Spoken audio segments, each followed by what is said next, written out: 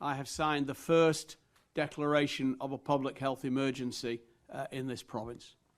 What that does is it enables the force of law and regulation to be applied to what were previously recommendations by an appropriately designated medical officer of health, in this case, Dr. Janice Fitzgerald.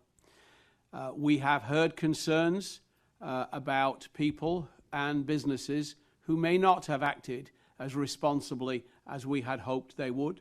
By and large, the level of compliance with our recommendations has been high, but again, our opportunity to flatten the curve is now, and we are seizing that. This order, this declaration, enables penalties and consequences for non-compliance, and these are amongst the most severe of any of the public health legislations in Canada. For example, for an individual, for their first incidence of non-compliance, a fine of between $500 and $2,500, or a prison sentence of less than 6 months, or a combination of the two, could be incurred by being in breach of the orders that we will be announcing under this Act.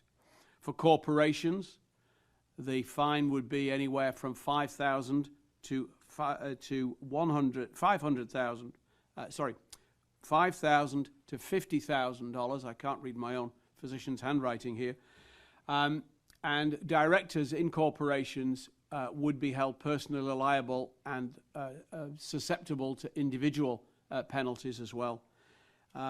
These are then multiplied for subsequent offences, and that essentially means that for every day an individual or a corporation is not in compliance, that is a new and separate offence for as long as it continues. These are significant penalties. We hope we never have to use them, but they exist, and if necessary, we will use them. From this novel decision in unprecedented times, I just want to move on to a couple of things, and probably the hardest decision that we have had to make concerns visitation restrictions for our vulnerable, our sick, and our elderly population. There is no doubt that these will cause distress, and they've distressed me, quite frankly. But again, the acute care facilities have restricted visiting to obstetric, to end-of-life issues, and to children who are admitted. The security at hospitals has been improved to reduce the number of points of access and to allow for policing of this.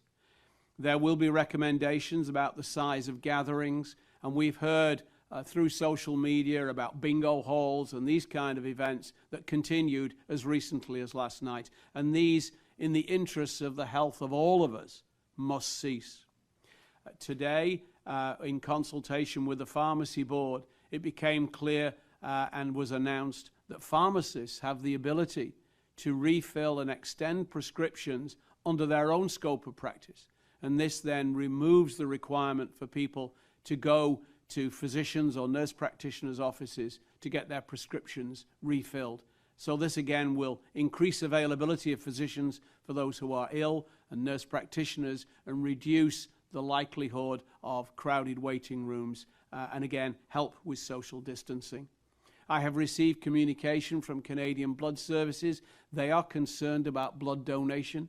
For those of you who give blood, I encourage you to continue to do this in consultation with your local clinic.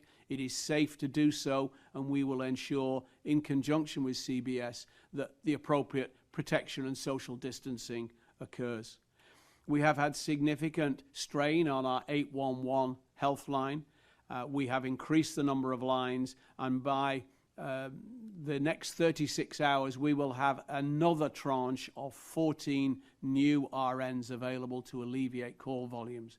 But I would encourage everybody to go to the government website, and there you will find a self-assessment tool on our COVID-19 website. You can use that. Those are the questions that would be used by 811, and you can get the answers you need from that website for anyone with access to the internet. I would encourage you to help us use our 811 line itself in a more efficient and effective way.